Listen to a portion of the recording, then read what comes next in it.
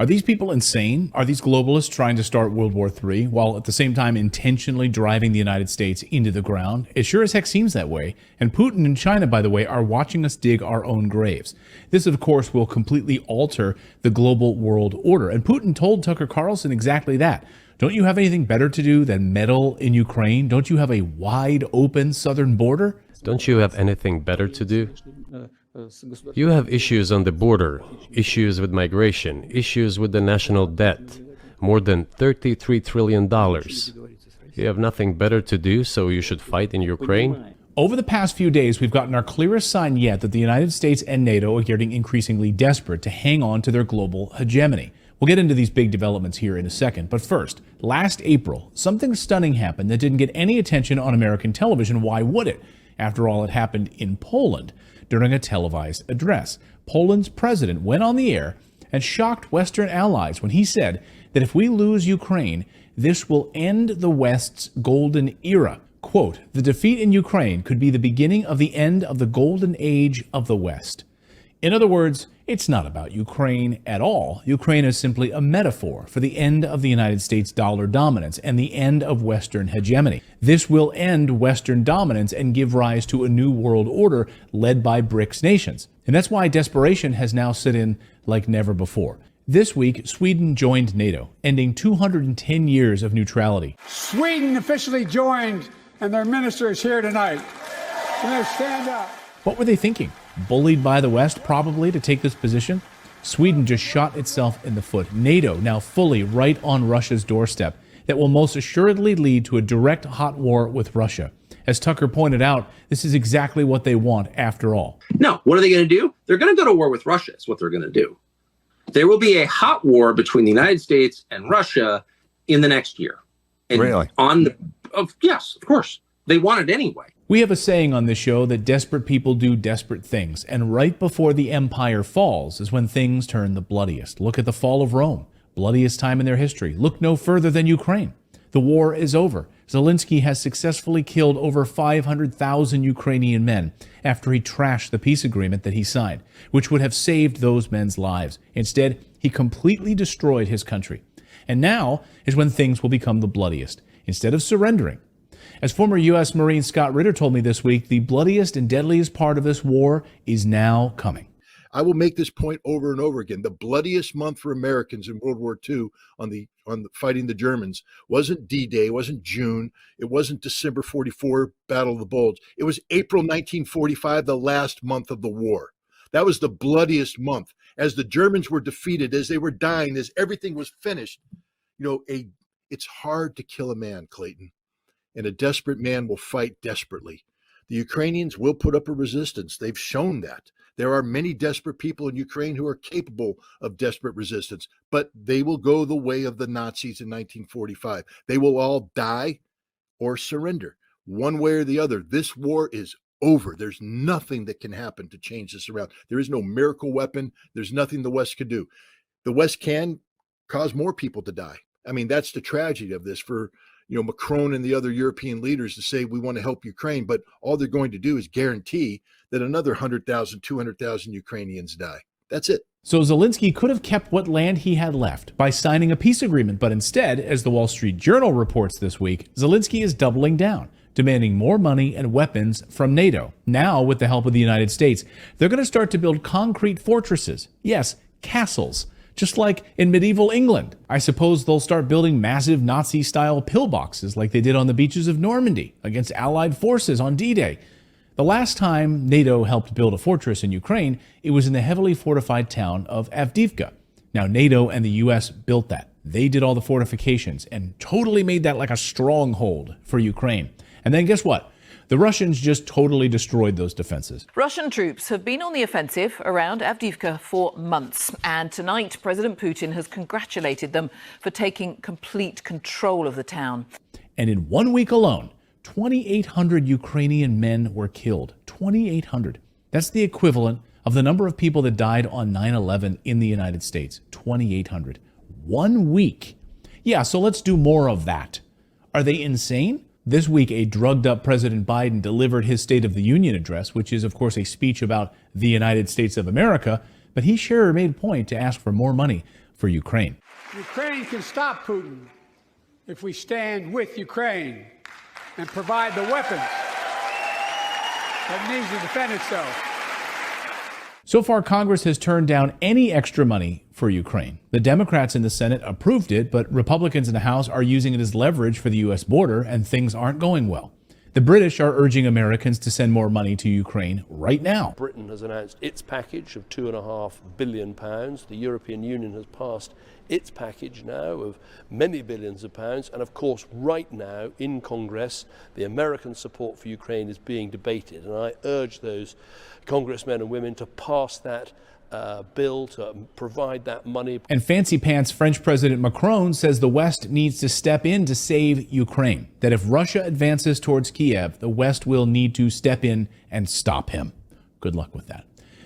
France, which doesn't even really have an army. Who does he think he is, Napoleon? So the pressure is on from allies who are scrambling right now to get U.S. involved before a Trump isolationist victory in November. So now the Biden administration needs to move in different scandalous directions, stealing money from the United States military, using our reserves to funnel it to Ukraine. Congressman Matt Gaetz is having none of this. I was so furious but not surprised when I saw the Bloomberg News report that the Biden administration is now considering draining $200 million out of Army reserves to send more money to Ukraine. We see this attempt to drain resources away for Ukraine. When Joe Biden talked about campaigning for the soul of the nation, I just assumed it was our nation, not Ukraine, and Ukraine is no Garden of Eden for democracy. And as we reported, the Biden administration is quietly trying to bring back the military draft for young men in the United States. And it's been a great mystery over the past year. Why are millions of military-age men arriving, mostly from China, into the United States with no families and no luggage to speak of?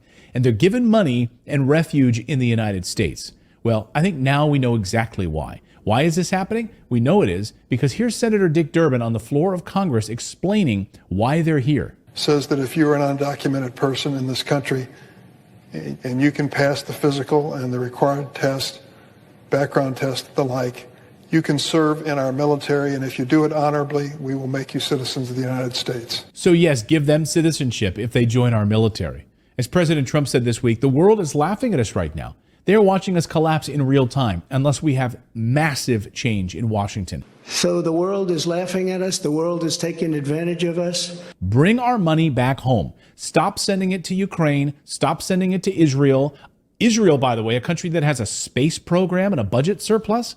They need $40 billion from us? Really? Stop sending our resources around the world. Close our borders for the love of God. Bring our manufacturing home. Bring our minerals resource production back in the United States. Why is it all outsourced? Sorry, I had to go on this rant. I'm sick and tired of it. It's as if no one sees it in Washington. We need a wholesale change right now. Enough is enough. So that's the news update, part of today's video. Now I want to tell you about today's sponsor for today's video, which is tied directly to the decline of U.S. outsourcing all of its mining and manufacturing capacity to China. That company is called Hertz Energy. Now, if you're an investor like me, you need to pay attention to what I'm about to show you. Here's their ticker right here on your screen. What Trump started with brave leadership is now being grasped around the world by a lot of other countries. Not ours, but a lot of other countries. This idea of isolationism, making sure that we get rid of this globalist agenda, bring manufacturing back to the United States. And the company that we're talking about, Hertz, is positioned in a way that actually puts it right at the crossroads of the past, where we've been, and the future. And in my opinion, this tiny, under-the-radar, $10 million market cap company could significantly appreciate in value if the right conditions play out. So again, if you're an investor, pay attention to what I'm going to show you here. So what's the potential upside here? Well, companies engaged in the very same business model have seen the following moves. Look at the screen right now. 856% in 2.5 years. Similar business model. 1,342% in 3 years. Here's another one. 5,900% in 3.5 years. 606% in just 11 months. Now, all of these companies all share one thing in common, which is that they all made discoveries of lithium in one particular area of Canada, the James Bay region of Quebec. If you've been watching my show for any length of time, You know how much I've talked about the James Bay region of Quebec because of China's drastic depression over the past year that is largely being kept secret from the general public.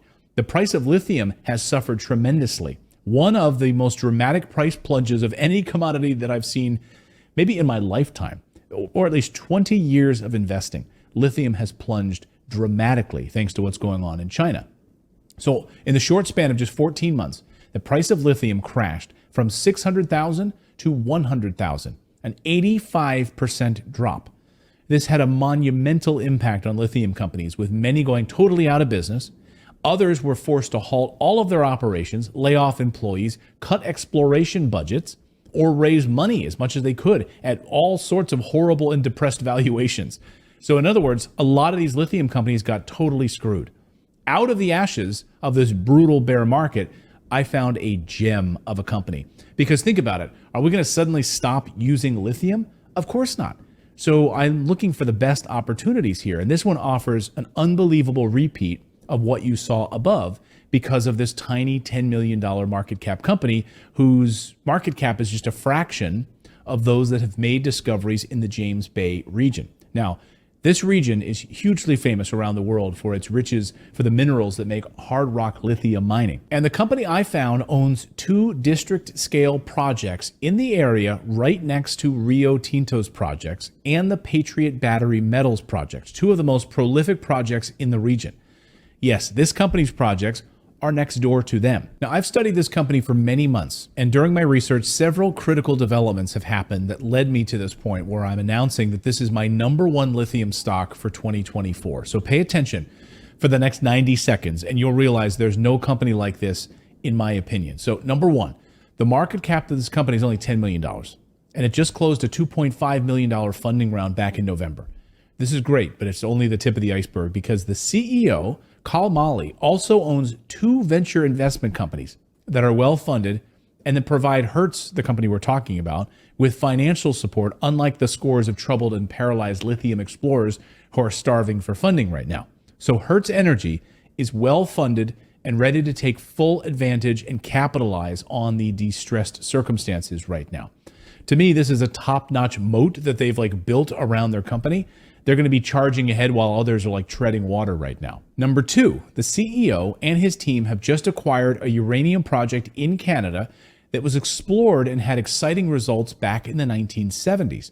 Then Hertz plans to explore the historical results on this project using new modern technologies so they can actually find minerals that they couldn't find back in the 1970s using brand new technology. And number 3, okay, this is the cherry on top of it all. I have never, and I repeat, never seen any early stage company delve into the type of business model that I'm about to present to you. And I'll kindly ask you guys to remember that I'm the one that shared this with you before it gets picked up by national news outlets, before CNBC maybe covers it in one of their reports. So the CEO is a serial winner when it comes to the following strategy. Number 1, he identifies a university or a college research lab that's advancing a proprietary technology that has huge upside commercial potential in the range of billions of dollars. And then what does he do? He, number 2, locks in exclusive distribution rights and then guards that technology with patents. Brilliant, right? He identifies it, swoops in, guards it with patents. And then number 3, take the technology public after making it operational. It's a brilliant move. And the CEO has done this twice before. The first time was with a weapons detection application, and that stock surged from 7 cents a share to $4 per share, more than 50 times for early investors. He did it again with a cannabis breathalyzer company that helps save lives on the road. Now, with Hertz Energy, he has secured the worldwide distribution rights for a patent-pending innovation extraction technology for hard rock lithium.